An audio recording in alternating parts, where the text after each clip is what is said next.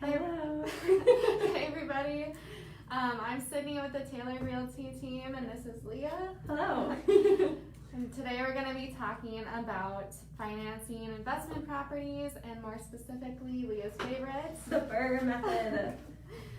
So, I hope everybody had a good Christmas. We'll just wait for everyone to join. Oh, we have one. Hi, Jody. So we will be talking about the BRRRR method today. Oh yeah, like Sydney said, happy holidays, and hope you have a great New Year's coming up this week. Hi, Mom. Very exciting. Oh, hi, Sydney's mom. So we will just jump right in, I think. We've got a little bit to cover with you, and we're really excited about it. So before we jump into what the BRRRR method is, what those weird letters stand for, and why we're shivering, we will start by just going over some of people's common questions when it just comes to investing in real estate in general, and usually people's first roadblocks that they hit that they're a little bit worried about. So Sydney, can you please answer what most people ask, which is, how much money do I need to put down? How much money do I need to invest in a rental or in a property? Yeah. So the easiest and most cost-effective way to buy a rental property is to owner occupy and homestead the property. So you can buy with 3% down on a conventional loan and 3.5% down with an FHA loan. If you're a vet and you qualify for a VA loan, you can even put 0% down if you're going to owner occupy the property. So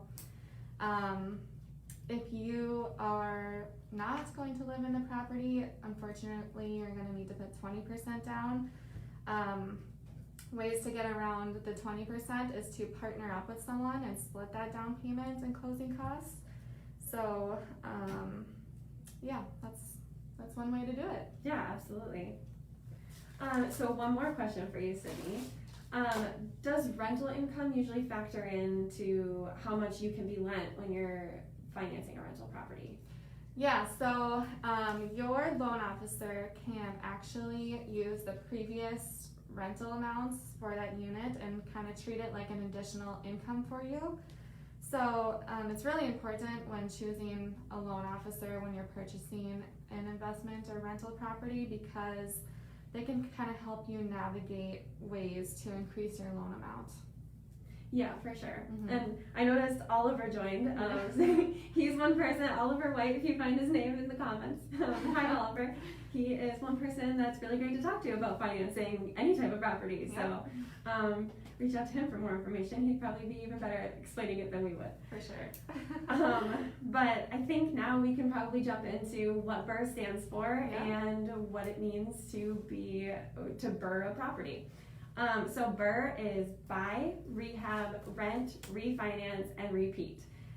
This is an investment strategy that works really well if you're a beginner or a very experienced investor already, and it's a very common and very long time used rental strategy, or not just rental strategy, but investment strategy. That it didn't have a name for a while, and then Brandon Turner from Bigger Pockets.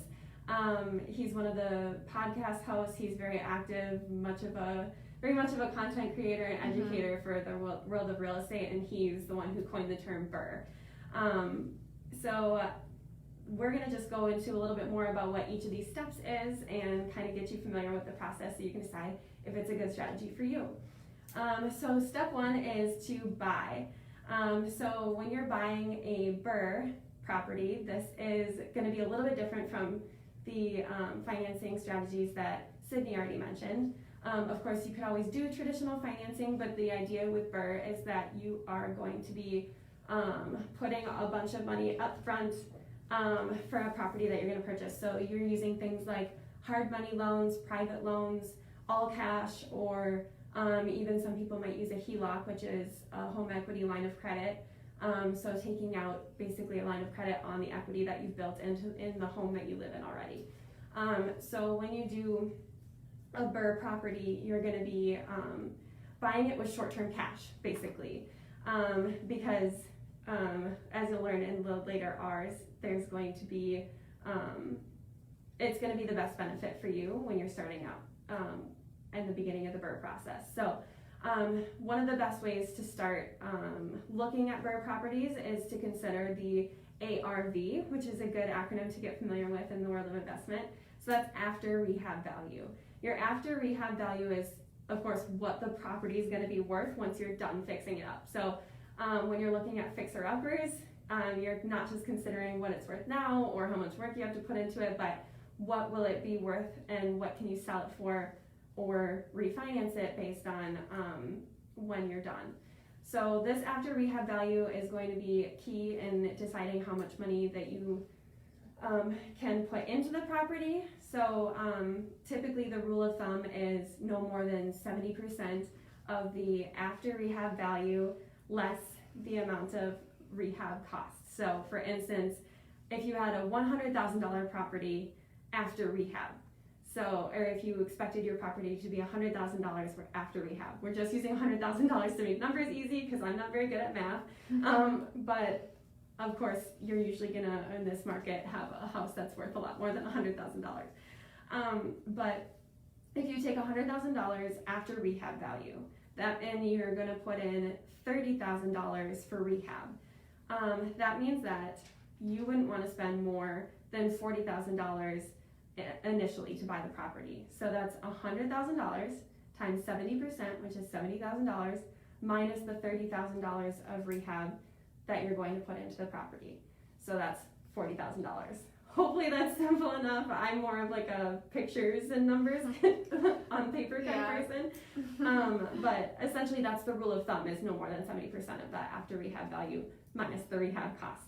So once you've got that figured out, you can kind of determine how you're going to do the rehab for the specific property that you're doing. So that's actually going to move us into the next R, or the first R, which is rehab.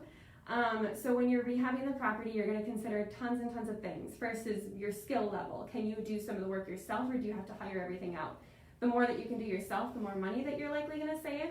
But you're also going to want to make sure that you actually have those skills, that you're pulling permits when you need to pull permits, that you're making sure everything's up to code, so that it's safe and it works properly for your tenants. And you're going to want to make sure that you're using the best materials for the purpose of the property. So for instance, I have a rental property, and I've talked about it before, but we use luxury vinyl plank flooring in our kitchens and bathrooms, and in one of our units we're going to use it on the whole thing because it's durable, it's waterproof, it's scratch resistant. So instead of refinishing the nice hardwood floors that came in the home and then just watching them be destroyed and need to be refinished again later, once our first set of tenants, or however many tenants down the years of owning the property, destroy the floors potentially with their furniture or their friends or their shoes, whatever, or just regular wear and tear, we can make sure that we don't have to replace the floors every time or every year or whatever. It's also making sure that everything works properly. Like we didn't expect to spend 20 some grand on replacing our electricity in our house, but it became pretty urgent when we realized how bad the wiring really was. So we hired that out because we are not electricians. And it was an unfortunate extra cost, but it was definitely worth it because now that's a capital expenditure that we don't have to account for a very long time, because most likely our wiring is going to be very good and working for a very long time. So that'll play a role in your cash flow, which we'll get a little bit more into later. But essentially every piece that goes into the puzzle is important. So estimating your rehab costs accurately as you can, and then maybe adding a little bit more just to be safe, and doing the rehab as quickly as possible. You're most likely going to have a timeline that you want to complete that within. But I think for now that covers the first two initials of BRRRR, so buy and rehab. Sydney, do you want to tell us what the next R is? Yeah, so the next R is really exciting. It's rent. So you finally get some cash flow going in the property, get some income coming in, so that's exciting. Starting off, you want to research what other similar properties in the area are renting for. So this is called the fair market value. You're either going to put out an ad or find rent or potential tenants somehow. When you do this, you really want to set some requirements. You want to find good tenants. So for example, I'll use Leah's example. She set some income requirements. So her rent was $1,900, and she wanted to make sure that all the tenants made 3 times the amount of $1,900, so that she could sleep a little easier at night knowing that they had the financial ability to pay their rent every month. Less risk, yeah. For sure. Another thing, you want to educate yourself on the laws and the rules when you're a landlord. So, for example, in Minneapolis, you can't look up people's credit score or their record when you're screening. But in St. Paul, as of right now, you can. So if you're able to look those things up, I would highly suggest that, just to make sure, you're getting quality tenants in there. A couple ways to educate yourself and just stay in the know about current laws and situations with other landlords is to go to classes or to join some groups. So, there's definitely lots of resources out there, so Yeah. definitely get involved. If you're going to be a landlord, there's lots to learn. Right. And didn't you want to touch on, like, say if something breaks, you need to give a 24-hour notice and things like that before you fix it? Yeah, absolutely. There's lots of different rules that you need to follow, things that you need to be aware of, and those can change by city or state. So definitely make sure that you know what your requirements are as a landlord and what your tenants' rights are, because that'll make a difference. So if I know that I need to fix a leaky faucet in one of my rental units, then I need to make sure that I'm giving them a 24-hour notice before I come in. I can't just burst through the door and go fix it, and then be like, haha, I caught you writing on the walls or having a hat or something that you're not supposed to do. So definitely need to give them the 24-hour notice, and there's lots of other rules that go into it, but it's not as scary as it sounds once you start to learn it, just so you know.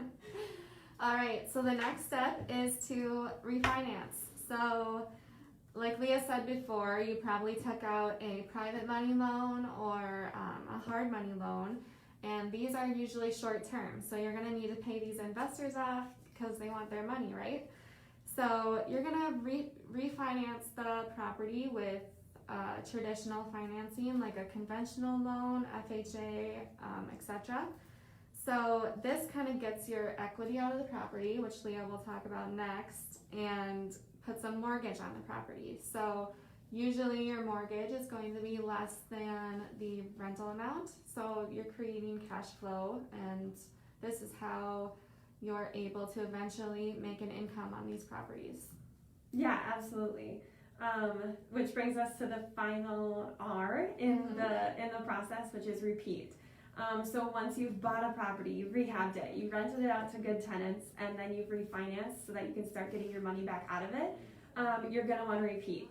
The goal with the BRRRR method is not just to get one rental property and then make tons and tons of cash flow on just that one property and be lucky, which would be great, but it's usually not the idea behind it. So the goal is not just the cash flow, because the cash flow is usually smaller. So like I said, I touched a little bit on capital expenditure and stuff like that, and how you can sometimes decrease the amount that you have to account for in your capital. It's called CapEx usually. It's usually a small percentage of your income, of your monthly income on the property, set aside for those things like a water heater breaking, the furnace, both of those which went out, actually all 3, because we have 2 water heaters and 1 furnace, and all 3 of them went out within the first couple months of us owning our property.